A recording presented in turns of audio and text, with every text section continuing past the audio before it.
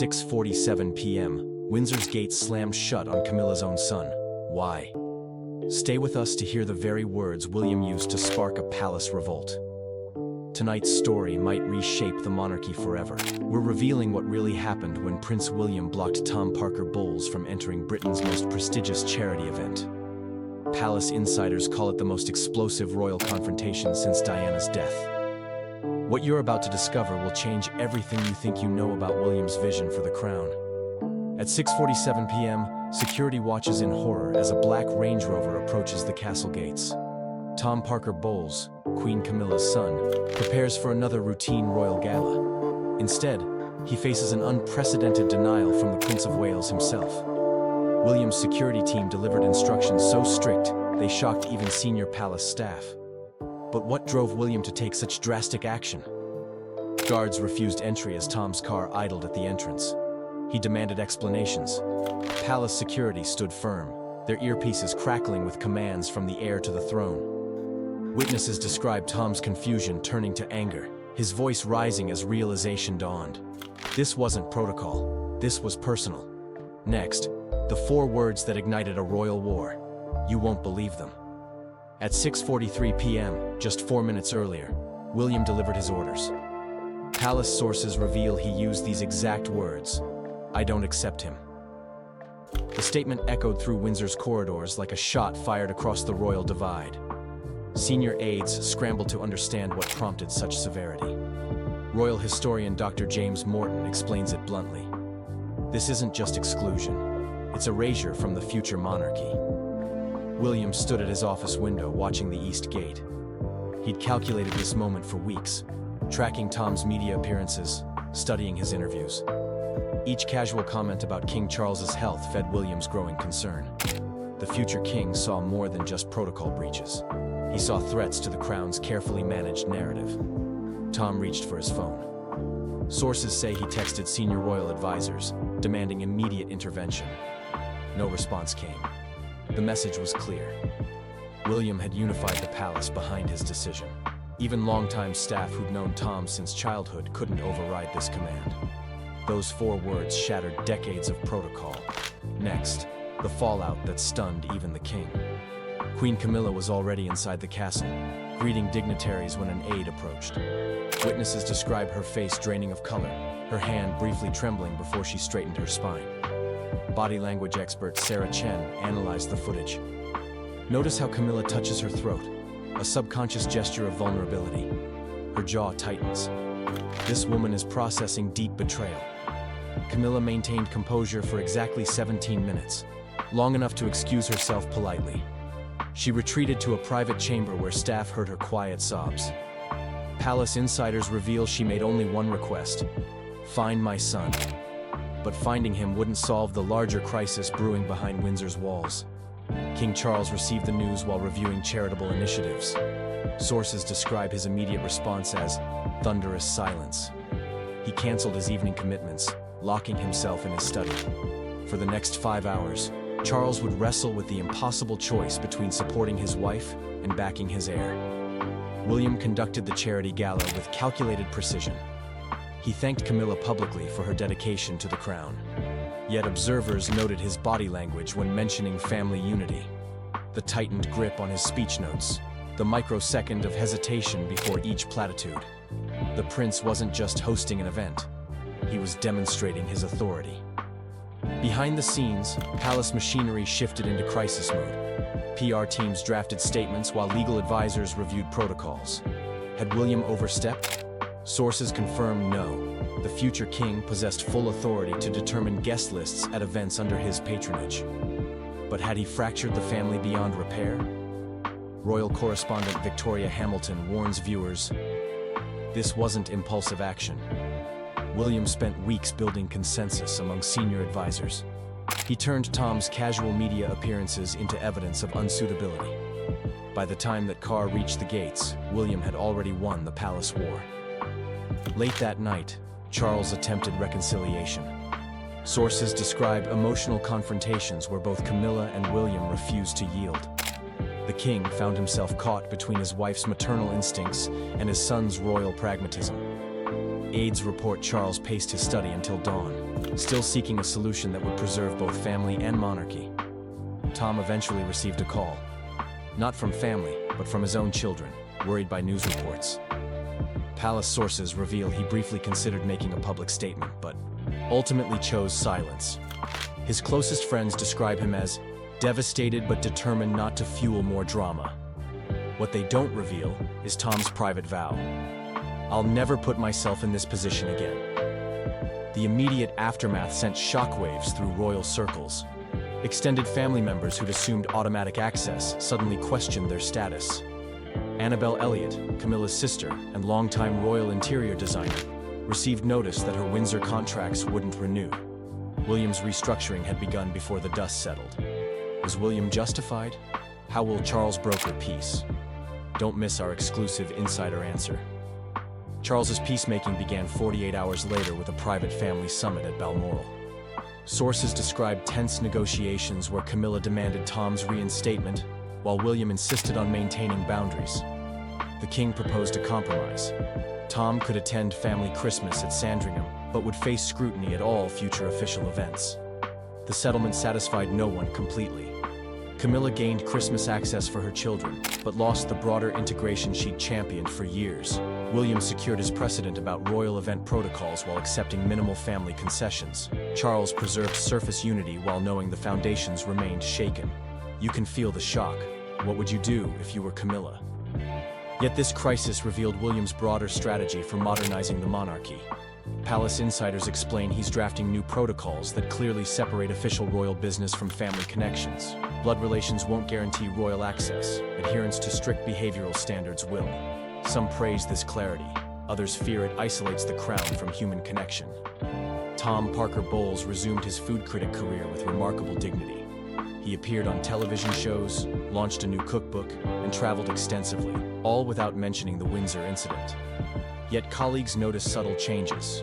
He politely declines invitations to discuss royal family matters. His London social circle notes increased caution about paparazzi presence. The man seems determined to prove himself worthy through achievement rather than proximity to power. The charity event itself proceeded magnificently, raising record funds for chosen causes. Attendees praised the organization while carefully avoiding family drama in their public comments. Yet private conversations buzzed with speculation. Senior society figures began reassessing their own relationships with various royal family members. Whose invitations might be rescinded next? Security protocols tightened dramatically across all royal venues. Guest lists now require direct approval from senior royals, not just administrative staff. Background checks intensified, focusing particularly on media connections and public statements. Some view these changes as long overdue. Others see them as symptomatic of William's increasing control. Queen Camilla adapted with characteristic resilience. She maintained her extensive charitable work while visibly separating her public role from her maternal concerns. Palace photographers notice she now rarely mentions her children in public appearances. When she does, remarks focus strictly on their professional achievements rather than family connections. This careful calibration marks a new chapter in her royal identity. The broader royal family adjusted their expectations accordingly. Princess Anne's children, traditionally peripheral to core royal events, now understand their attendance depends entirely on William's assessment of their public behavior. Cousins who once enjoyed automatic invitations wonder whether casual social media posts might cost them future access. The Windsor incident created a template for William's eventual reign: clear, uncompromising, centered on institutional preservation. Public reaction divided along predictable lines. Traditional monarchy supporters applauded William's firm stance on protocol. They saw his actions as necessary protection of royal dignity against informal creep. Modernizers worried about the monarchy becoming too rigid, too isolated from contemporary British society. The debate continues to rage in media and social circles. Inside the palace, staff morale reflects this split. Longtime employees loyal to the inclusive vision championed by Diana feel William has betrayed her legacy. Newer advisors, including William's carefully selected team, view his approach as essential modernization. The generational divide threatens to reshape palace culture as William's influence grows. Tom's exclusion sent ripples beyond immediate family. Extended relatives questioned long-assumed privileges. Would William apply similar standards to distant cousins? Would charitable patronages face review? Palace sources suggest a comprehensive restructuring awaits, touching every aspect of royal connection and access. The gate incident was merely the prologue. The Christmas gathering approached with trepidation across the royal household. Tom would attend, but under what conditions? Sources reveal William established specific guidelines. No media interviews for 3 months prior, no private conversations with journalists during the holiday, immediate departure if paparazzi appeared near Sandringham. These demands represented a partial victory for both sides, inclusion with severe restrictions. Camilla prepared for this constrained reunion with careful strategizing. She coordinated with Laura Lopes, Tom's sister, to ensure smooth family dynamics. They planned activities that would minimize potential friction while maximizing quality time with grandchildren. The Queen understood this Christmas might determine whether rapprochement remained possible. Palace betting circles wagered on the summit's success. Would William's rigid framework prove sustainable? Could Tom navigate the minefield of restricted access? Early reports suggested guarded optimism. Both men maintained public civility while privately monitoring each other for protocol breaches. Camilla played mediator, walking carefully between maternal instinct and royal obligation. The monarchy emerged from this crisis fundamentally changed. William demonstrated his vision extends beyond traditional notions of royal inclusion. He prioritizes institution over individuals, consistency over compassion. This approach may strengthen the crown's public image, while potentially alienating extended family members accustomed to automatic access. Yet questions linger about the long-term consequences. Can a monarchy focused so intensely on image and protocol maintain relevance in modern Britain? Will William's strict boundaries create more family friction as his father ages? Palace modernizers worry about creating a crown that seems increasingly removed from ordinary human experience. Tom Parker Bowles, for his part, appears to accept his redefined position. His public appearances radiate grace under pressure. He speaks warmly about King Charles when prompted, avoiding controversial topics entirely. This restraint perhaps signals acceptance of William's new order, or merely strategic patience until circumstances change. Only William's eventual reign will reveal whether this accommodation proves sustainable. The Windsor Gate incident crystallized shifting power dynamics within the royal family. William established himself as the arbiter of royal inclusion, superseding even his father's preferences when necessary. This concentration of power suggests his coming reign will diverge sharply from the relatively flexible approach that characterized Charles's early kingship. Queen Camilla's position, once seemingly secure after decades of public rehabilitation, now carries new vulnerabilities. Her children's royal aspirations must align perfectly with William's exacting standards.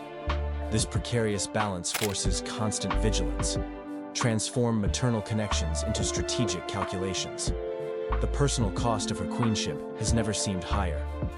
Media coverage gradually shifted from sensational headlines to deeper analysis of royal power structures. Constitutional experts debated whether William's actions set precedents for future monarchs. Did he expand royal authority over family matters, or merely exercise existing prerogatives more boldly? The academic discussion masked broader unease about what William's kingship might entail. Christmas at Sandringham proceeded with superficial harmony. Tom attended, adhered to restrictions, maintained appropriate decorum. William treated him with polite distance, neither warm nor hostile. Camilla moved between her children and royal duties, careful never to force interactions. The gathering succeeded because all parties recognized the alternative, permanent estrangement, would serve no one's interests. Tom published his cookbook without royal references. Reviews praised culinary expertise, while noting his deliberate avoidance of family connections. This professional compartmentalization reflected lessons learned at Windsor's gates. Success on merit, not royal association, became his public brand. Whether this represented personal growth or bitter necessity remained open to interpretation. The king continued treading carefully between familial peace and institutional demands. He supported William's protocols while maintaining private channels for family reconciliation. Advisors note Charles's strategy, Public backing for the heir combined with quiet preservation of family bonds. This dual approach delayed but didn't eliminate inevitable tensions. As spring approached, preliminary assessments emerged about William's gate decision. Some praised newfound clarity about royal boundaries. Others lamented lost opportunities for modernizing monarchy through inclusive family representation. The debate captured broader anxieties about the institution's future direction, under an uncompromising heir. By late spring, the immediate drama had faded, but structural changes remained. William's approach to royal protocol had won institutional support. Charles accepted the heir's authority, while hoping mature reflection might eventually soften rigid boundaries. Camilla focused her energy on charitable work, finding purpose beyond family politics. The monarchy continued its endless dance between tradition and modernity. The Windsor Gate incident earned its place in royal history. Future biographers will analyze William's decisive action as marking his true assumption of power, before coronation, before official authority, through sheer force of will and strategic planning. The moment encapsulated his conviction that personal relationships must bend to institutional needs. Tom Parker Bowles adapted to his constrained position with unexpected resilience. He built relationships outside royal circles, cultivated his own achievements, demonstrated autonomy from the crown. Whether this independence represents liberation or forced exile remains debatable. His dignified response to exclusion perhaps earned more respect than automatic inclusion ever could. The broader monarchy faced questions about accessibility versus dignity, family warmth versus institutional coldness. William's supporters argued clear boundaries strengthened the crown against modern challenges like media intrusion and public scrutiny. Critics worried about creating a monarchy so removed from human connection, it loses cultural relevance.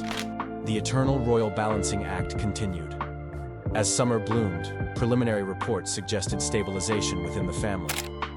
William and Tom maintained cordial distance. Camilla balanced maternal affection with royal responsibility. King Charles preserved overall harmony, while privately hoping eventual maturity might warm relationships. The crisis had redrawn maps of royal connection, rather than destroying them entirely. The charity gala's success provided cover for lasting change. William demonstrated he could execute difficult decisions while maintaining public effectiveness. This dual capacity, personal firmness combined with charitable achievement, suggested his future reign might navigate modern challenges more successfully than critics predicted. The Gate incident became template rather than aberration. The lasting legacy remained ambiguous. William's decisiveness impressed establishment figures worried about royal authority's dilution. His inflexibility troubled modernizers hoping for evolved monarchy. Camilla's composure demonstrated royal professionalism while marking personal sacrifice. Tom's dignity provided unexpected model for navigating royal rejection. In a surprising moment that has reignited discussions about the inner workings of the British royal family, Princess Kate recently made headlines when she appeared to refuse to curtsy to Queen Camilla during a high-profile public event. The incident, caught on camera, has led to widespread speculation about possible tensions between the two royal figures.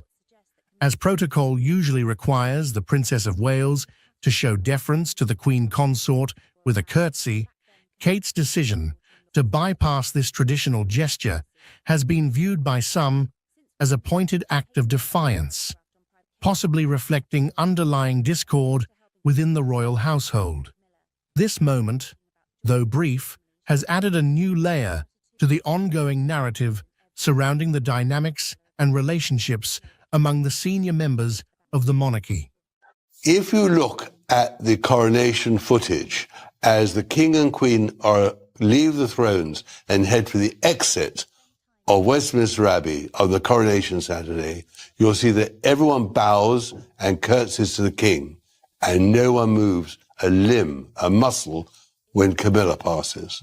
And that was because they were angry with Camilla. Camilla brought 20 Parker Bowleses to the coronation. There were 4 Middletons.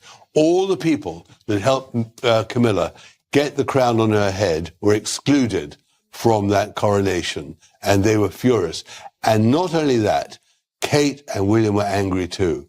And that anger, of course, Harry was angry, that anger went right through that small part of the congregation by the throne, by the centre of Westminster Abbey. Princess Kate's refusal to curtsy to Queen Camilla during a recent public event has become a focal point of royal watchers and media alike, triggering a wave of speculation about what might be going on behind the closed doors of the British royal family.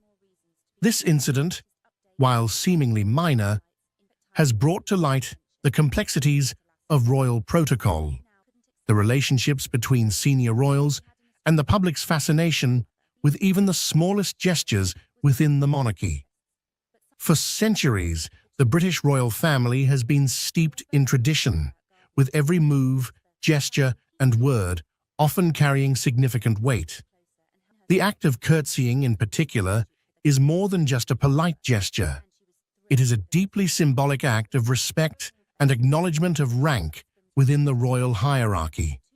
The sight of Princess Kate, the wife of the future king, choosing not to curtsy to the current queen consort, was therefore a moment loaded with potential meaning.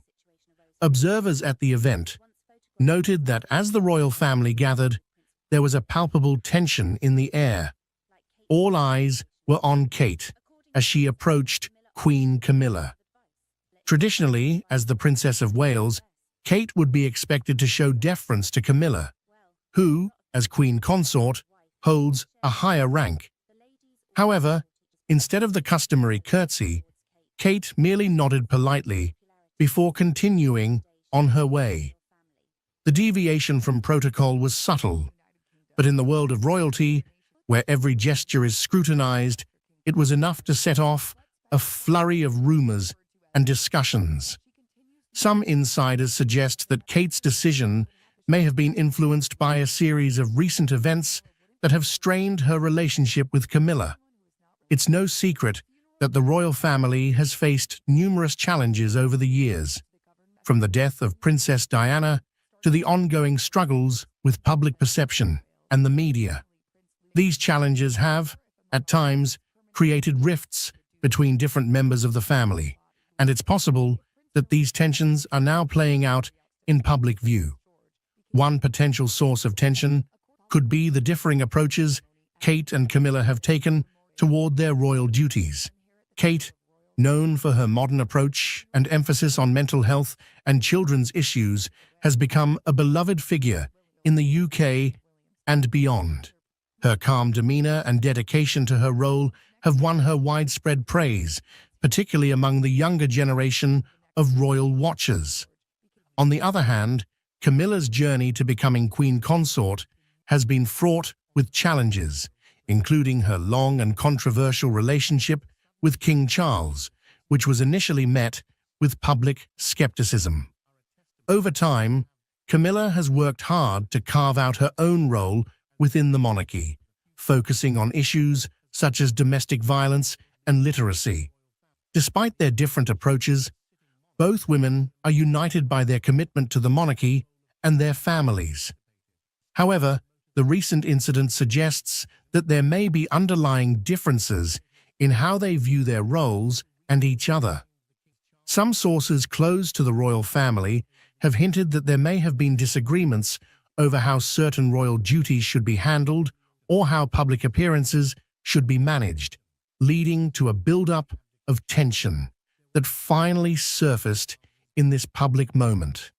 This isn't the first time that the British royal family has found itself at the center of public scrutiny due to interpersonal dynamics. The relationship between Queen Elizabeth II and Princess Diana, for example, was often portrayed as complex, with Diana's popularity and modern approach sometimes clashing with the traditionalism of the monarchy.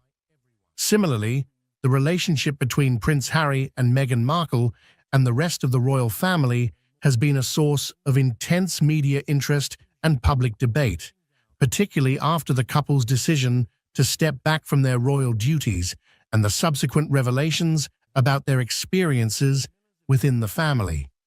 In many ways, The monarchy's public image is shaped as much by these personal relationships as by official duties and public engagements. The British public, and indeed people around the world, have a deep fascination with the royal family, viewing them not just as leaders, but as symbols of continuity, tradition, and national identity. As such, any sign of discord or deviation from the norm within the family is often magnified, leading to intense speculation and debate. The incident involving Kate and Camilla has also highlighted the challenges that come with navigating the complex world of royal protocol. While the rules and traditions of the monarchy are designed to maintain order and respect, they can also be a source of tension, particularly when personal feelings come into play. In this case, Kate's decision not to curtsy may have been a way of asserting her own identity and independence within the rigid structure of the royal family. The British royal family, with all its grandeur and tradition, is often seen as a symbol of continuity and stability in a rapidly changing world. Yet incidents like the one involving Princess Kate and Queen Camilla reveal the human side of this storied institution, where personal relationships and emotions intersect with the demands of duty and protocol. The refusal to curtsy might seem like a small act, but in the context of royal life, it carries significant weight, shedding light on the complexities and challenges that come with being part of such a unique and scrutinized family. As the public and media continue to speculate on the meaning behind this moment, it serves as a reminder that the royals, despite their elevated status, are not immune to the intricacies of personal dynamics. The balance between upholding tradition and navigating modern relationships is a delicate one, and this incident underscores the ongoing evolution of the monarchy as it seeks to remain relevant in the 21st century. In the coming years, as Kate and other younger royals take on more prominent roles, moments like these will likely shape how they are perceived both within the family and by the public. Will they adhere strictly to tradition, or will they seek to redefine their roles in a way that reflects their own values and the changing expectations of society? The answer to this question will play a crucial role in determining the future of the monarchy.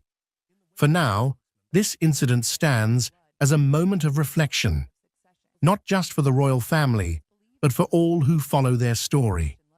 It highlights the ongoing tension between personal feelings and public expectations, a theme that has run through the history of the British monarchy. As the world watches how this situation unfolds, it will be interesting to see how the royal family navigates this latest challenge and what it reveals about the future direction of the institution. Ultimately, the story of the British royal family is one of endurance, adaptation, and the constant balancing act between tradition and change. In a shocking turn of events, King Charles III has stepped down from his role as the monarch of the British royal family. This unprecedented move has sent shockwaves through the United Kingdom and around the world. Camilla, Queen Consort, has reportedly been deeply affected by this development, with sources close to the palace describing her as being in tears. This decision marks a significant moment in British history, altering the future of the monarchy in ways that were previously unimaginable. The announcement came after a series of private meetings within the royal family, leading to the king's official abdication. The news of King Charles III stepping down as the monarch of the British royal family has reverberated across the globe, marking a historic moment in the centuries-old institution. This decision, which has taken many by surprise, was made following a series of private discussions within the royal family. The gravity of the situation is evident, as sources close to Buckingham Palace have revealed that Queen Consort Camilla has been deeply moved by the decision, with reports indicating that she has been brought to tears by the turn of events. King Charles' decision to abdicate has not only shaken the foundations of the monarchy, but has also left the public and royal watchers in a state of disbelief. After years of waiting in the wings, as the heir apparent, Charles ascended to the throne, following the passing of Queen Elizabeth II. His reign, though short, has been marked by attempts to modernize the monarchy and address the changing dynamics of British society. However, his decision to step down comes as a significant departure from royal tradition, where abdications are rare and often carry considerable implications. In the days leading up to the announcement, there were whispers of tension and uncertainty within the royal household. Insiders have suggested that Charles faced mounting pressure, both from within the family and from external forces, to reconsider his role. The king's health, public opinion, and the future of the monarchy were reportedly central to these discussions. Despite the challenges, many believed that Charles would continue to fulfill his duties as monarch. However, the final decision to abdicate indicates the weight of the considerations he had to bear. Camilla, who has stood by Charles's side for decades, is said to have been particularly affected by the decision. As queen consort, she has faced her own share of public scrutiny and challenges. The prospect of Charles stepping down from the throne has added a personal dimension to the situation, amplifying the emotional toll it has taken on her. Those close to the couple have described Camilla as being visibly distressed, struggling to come to terms with the new reality of their lives. Her tears are a testament to the profound impact this decision has had on those within the royal circle. The implications of King Charles's abdication are vast and complex. For the royal family, it means a sudden shift in the line of succession, with Prince William now poised to take on the role of king sooner than anticipated. This change is likely to have far-reaching consequences for the monarchy, as William's vision for the future may differ significantly from that of his father. The British public, too, is grappling with the news, as they come to terms with the idea of another transition in leadership so soon after the passing of Queen Elizabeth. Internationally, the decision has prompted reactions from world leaders and royal families across the globe.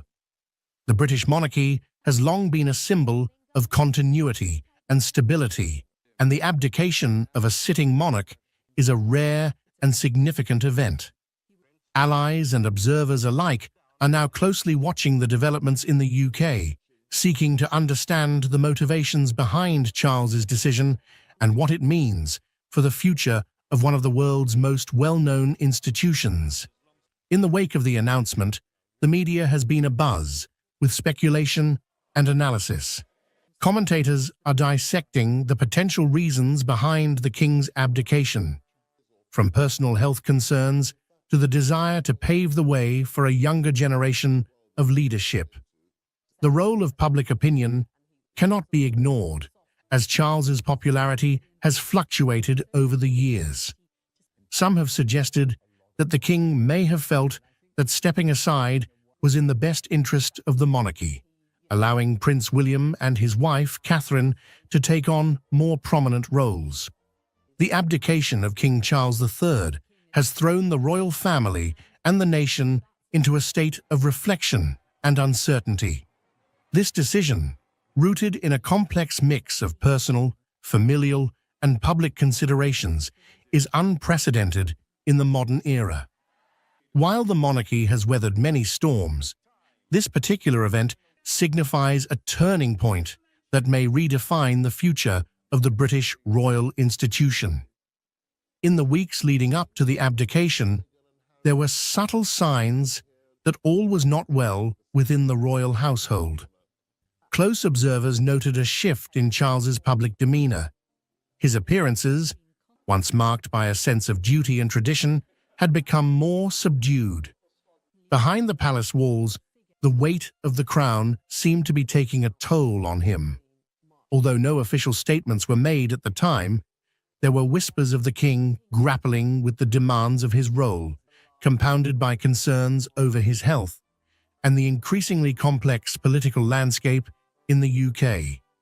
Reports have surfaced indicating that King Charles sought counsel from his closest advisors, including senior members of the royal family and trusted confidants. The discussions were said to be intense and fraught with emotion, as Charles weighed the responsibilities of his position against the realities of his personal circumstances. It is believed that he considered all possible outcomes, including the impact his decision would have on the monarchy, his family, and the nation. Ultimately, it seems that the king reached the conclusion that stepping down was the most responsible and dignified course of action. For Queen Consort Camilla, this period has been particularly challenging. Known for her resilience and quiet strength, she has always supported Charles through the ups and downs of public life. However, the prospect of him relinquishing the throne has reportedly shaken her deeply. Camilla's emotional response highlights the personal sacrifice and the human aspect of what is often seen as a purely institutional matter. The tears she has shed reflect not just her concern for Charles, but also the enormous changes they now face as a couple, transitioning from the roles they have both prepared for over many years. The royal family, now faced with the task of navigating this transition, is likely to undergo a period of internal realignment. Prince William, who has been steadily preparing for his future role as king, will now have to accelerate his readiness to assume the throne. William's ascension is expected to bring a new energy and direction to the monarchy, one that aligns with the expectations of a modern, diverse Britain. However, this transition will not be without its challenges. William will need to strike a delicate balance between honoring the traditions of the monarchy and embracing the progressive changes that many believe are necessary for its survival in the 21st century. As the nation processes this seismic shift, reactions have been mixed. There is a sense of sadness and nostalgia among those who have supported King Charles throughout his life, recognizing his dedication to his duties and his efforts to address contemporary issues such as climate change and social inequality. Yet, there is also a sense of cautious optimism as people look to the future with Prince William at the helm. The British public, while often critical of the monarchy, also holds a deep respect for its continuity and the symbolic role it plays in national identity. The coming months will be crucial in determining how this transition is received and what it means for the monarchy's relevance in a rapidly changing world. Internationally, King Charles's abdication has sparked a wide array of responses. Royal families across Europe have expressed their support and solidarity, recognizing the difficult decision Charles had to make. The bustling streets of Brick Lane fell silent for a moment as King Charles III stepped out of his sleek black Range Rover. The monarch, known for his reserved demeanor, was about to embark on an unexpected adventure that would set social media ablaze and capture the world's attention. As King Charles walked into the modest Bangladeshi restaurant, Gram Bangla, nobody expected what was to come next. What happened after King Charles walked into this foreign restaurant, and what did he do? Join us as we explore exactly what happened right after. King Charles and Queen Consort Camilla made an unexpected visit to Gram Bangla, a Bangladeshi restaurant on Brick Lane in East London, known for IBT's many curry houses and cultural diversity. On a February afternoon, the royal couple's arrival surprised both the patrons of the Bangladeshi place and the staff working there. King Charles, dressed in his characteristic suit, created a welcoming and approachable atmosphere that was different from what one would expect from royalty of his status. As he interacted with those in the restaurant, the initial shock of his presence quickly wore off among both diners and employees, turning into excitement among everybody present. What happened next would end up captivating the entire nation. King Charles, known for his reserved demeanor, engaged effortlessly with the restaurant staff and patrons. He exchanged pleasantries with the owner, Shams Uddin, who has been serving the community for over 2 decades. The king's actions at the venue showed a genuine interest in the restaurant's history and cuisine. The highlight of the visit came when the king, in a moment of spontaneity, as he approached the counter, had his eyes light up with curiosity. "What's that you're making?" he inquired, gesturing towards a blender in operation. The young server replied, "It's a mango lassi, Your Majesty." Taking an action that was as unplanned as it was surprising, Charles asked if he could try his hand at making one. The restaurant staff, too stunned to do anything but nod, watched as the King of England rolled up his sleeves and stepped behind the counter. The sight of the monarch performing this everyday task struck a chord with onlookers, who captured the moment on their phones.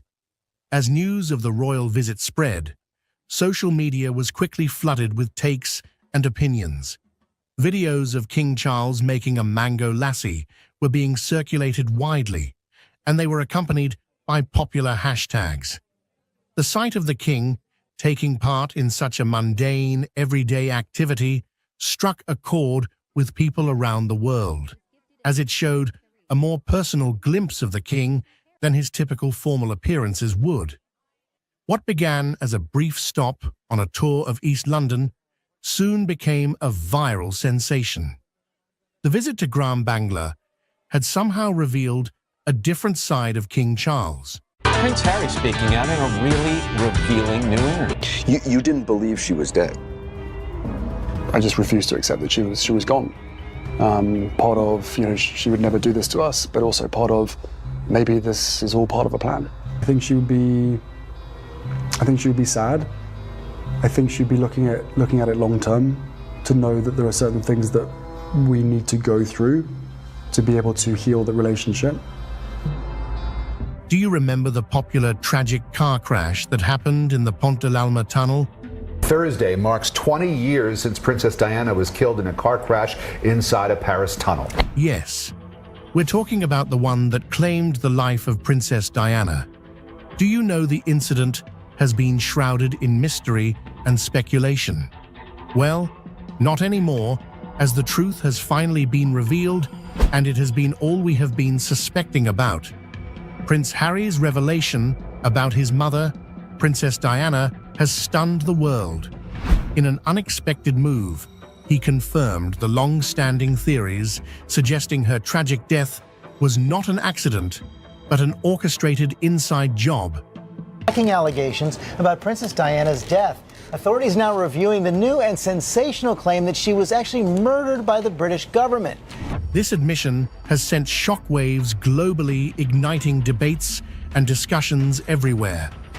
Stay with us as we delve into one of the most heart-wrenching events in modern royal history: the impact of Prince Harry's revelation.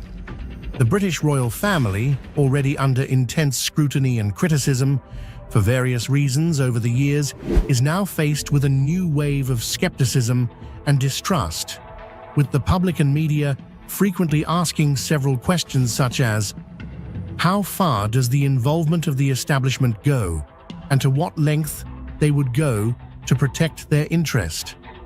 The idea that a member of the royal family could be targeted in such a manner by those living within the same circle is deeply unsettling if we're to be unbiased about it, and this act raises ethical and moral questions about the length power can corrupt. With Prince Harry's tell-all memoir dominating headlines, it's hard not to wonder if the royals can survive the latest scathing attack. However, Harry's revelation challenges the narrative that has been upheld for decades.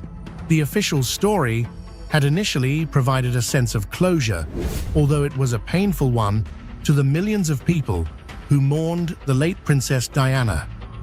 With Harry's new information, the public is forced to revisit and reassess their understanding of the events. It was a jarring experience, as many had come to terms with the tragedy based on the information that was previously available. Well, that was the case until recent times. Now they are confronted with the possibility that there was a deliberate and malicious intent behind the loss of a figure who was not only a royal icon, but also a humanitarian and a beloved public personality. But wait, there is more to Harry's revelation. Prince Harry says he held on to hope that Princess Diana was secretly still alive, long after her passing. Harry's admission didn't just come at the cost of revealing the truth behind Princess Diana. He also used the medium to express concerns about his personal life and the struggles he has been going through within the royal family. Harry is known for his willingness to speak out. Harry has always been seen as a rebel, a person who is unafraid to challenge the status quo, especially his decision to break away from the royal family and relocate to the United States with his wife Meghan Markle was simply a clear indication of his desire to forge his path. A royal reversal from Prince Harry and Meghan Markle. They are stepping back from senior roles in the royal family. Harry and Meghan say they will work to become financially independent. From Harry's revelations, it is evident that his actions were driven not just by personal choice, but also by a deep-seated to uncover and confront the truth about his mother's death. Even though his relationship with the media is complex, Harry is looking to set things right. So what are the revelations about Princess Diana Harry seems to know about? And is this move the preferred option for Harry? Then pay attention if you care to know more. The world's reaction to Prince Harry's revelation has been one of shock and disbelief. The whole world is talking about it. Social media is in a frenzy state, with each user to their own opinion, debates, discussions, and expression of their outrage and sorrow. Princess Diana was loved by everyone, and when the news about her passing in that crash, it sent everyone into a cold state as they mourned her. As dawn breaks on the day of Princess Diana's funeral, the crowds are already gathering on the streets of London. 20,000 extra policemen and women have been drafted in to monitor the crowds. Prince Harry's statement could potentially prompt a reinvestigation into Princess Diana's death, and if those responsible are found wanting, the public isn't looking for this case to be taken lightly. We don't care how powerful or influential whoever is responsible for this may be. They can't go unpunished. One user said, Princess Diana was an icon, admired and beloved by millions around the world. Her humanitarian work and compassionate nature endeared her to people far beyond the confines of the British Commonwealth. So the revelation about her death, being an orchestrated act and not an accident, will undoubtedly shock and dismay her global admirers, and can even lead to international calls for justice by countries with close ties to the British monarchy, such as Australia, Canada, and New Zealand. For historians and scholars, Prince Harry's admission opens up new avenues for research and analysis. It was a convenient place to stay. My judgment was probably coloured by my tendency to be too honourable. The story of Prince Andrew has come to a quiet, serious end. Once, he lived in a big palace, wore fancy clothes, and had everything he wanted. People bowed when he walked by. He was a prince, someone many looked up to. But behind the fancy doors, something dark was happening. Things he did, things people didn't know about, were kept hidden for a long time. But the truth doesn't stay hidden forever. Slowly, it all came out.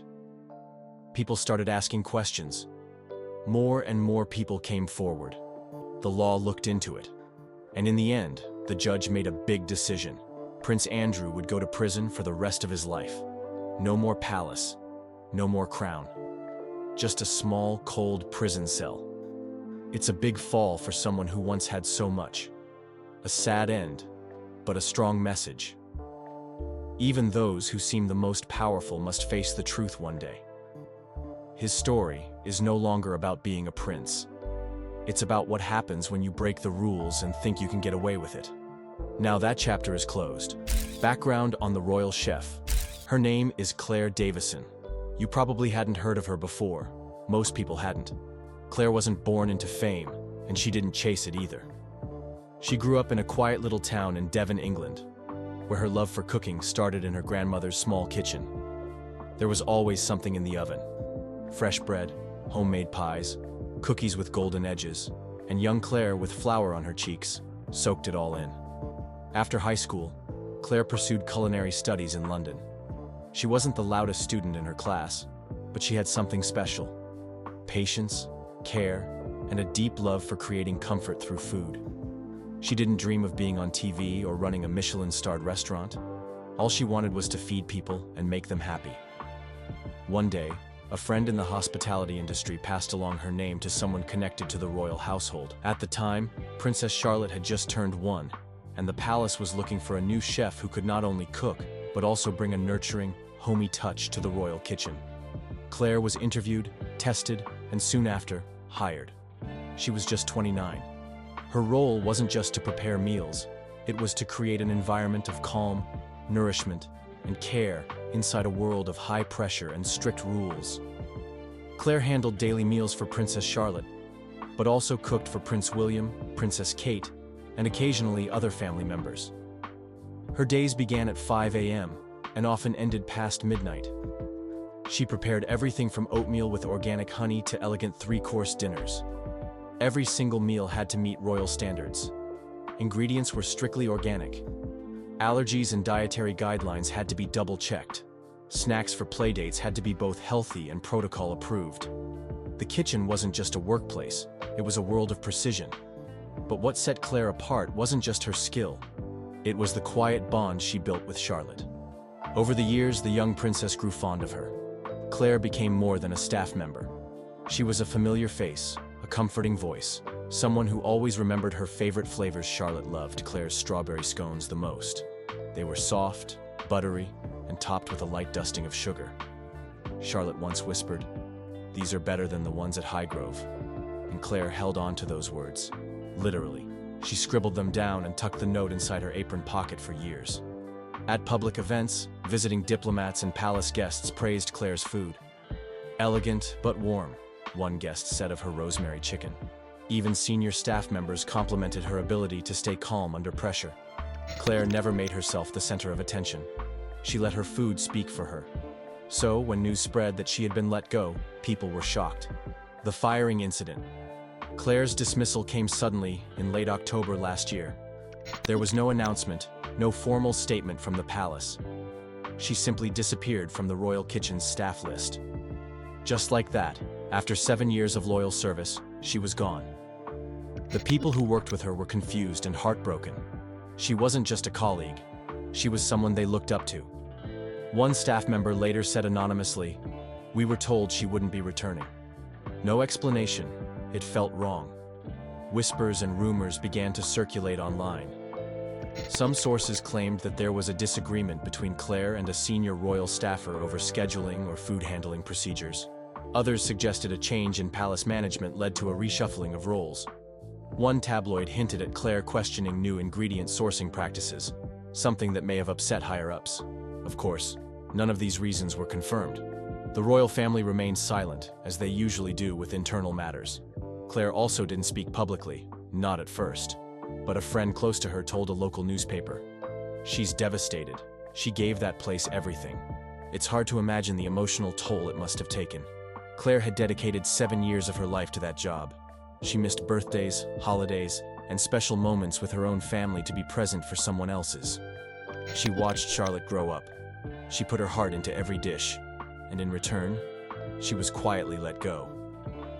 Sometimes it's not about how things end, it's about how they're ended. Claire didn't get closure. And yet, What came next would change her life in ways no one could have predicted. The turning point. Going viral. A few weeks after her dismissal, Claire returned to her childhood home in Devon. She spent her days in the quiet countryside, away from the noise and spotlight. Her mother's small cottage had the same kitchen where she first learned to cook. That's where she started baking again, just for herself. Then, one chilly evening in November, she had an idea. She decided to film herself making the strawberry scones that Princess Charlotte loved so much. It wasn't a planned production, just her, a wooden spoon, and her old kitchen table. She opened her phone, hit record, and said softly, "This is the scone recipe that once made a little princess smile." She uploaded the video to TikTok and went to bed. By the time she woke up the next morning, the video had exploded, over 600,000 views overnight. People couldn't stop watching. By lunchtime, the view count had crossed 2 million. Comments came flooding in. This woman cooked for royalty and got fired? Shame on them. She's so wholesome. I could watch her bake all day. Protect Claire at all costs. She's our queen now. Someone get her a cooking show, stat. The video wasn't flashy. There were no fancy edits, no dramatic music, just Claire, gently talking through her recipe, telling little stories between steps. That's what made it magical. It felt real, honest, healing. News outlets quickly caught on. Headlines appeared everywhere. Fired royal chef goes viral making Princess Charlotte's favorite scones. From Kensington Palace to TikTok fame. Meet Claire Davison. Food bloggers recreated her recipe and tagged her. YouTubers reacted to her video. Even celebrity chefs mentioned her name during interviews. And Claire?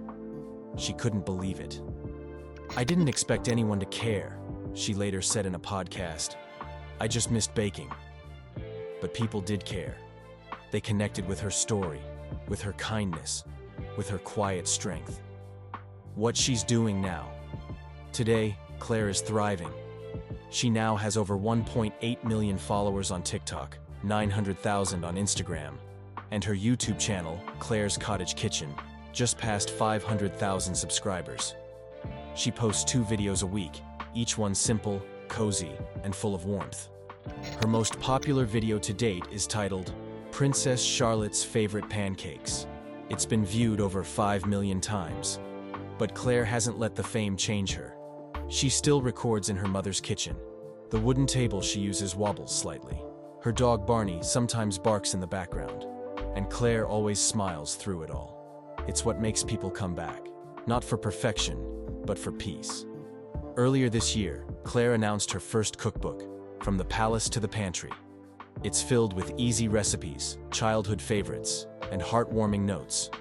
Pre-orders sold out in less than a week. She's also hosting online baking classes and planning a small kitchenware line featuring tea towels and rolling pins. There's even talk of a Netflix cooking series, though Claire hasn't confirmed it yet. "I'm just taking it one day at a time," she told her fans during a live Q&A. "As long as I'm feeding people and bringing comfort, I'm happy." More than anything, Claire's story is one of resilience. She didn't get bitter. She didn't lash out. She chose kindness, and the world gave it back in return. Prince Andrew's story is no longer one of royalty and riches, but of consequences and truth. What happened will be remembered for a long time. Not because he was a prince, but because even the highest walls couldn't hide the truth forever.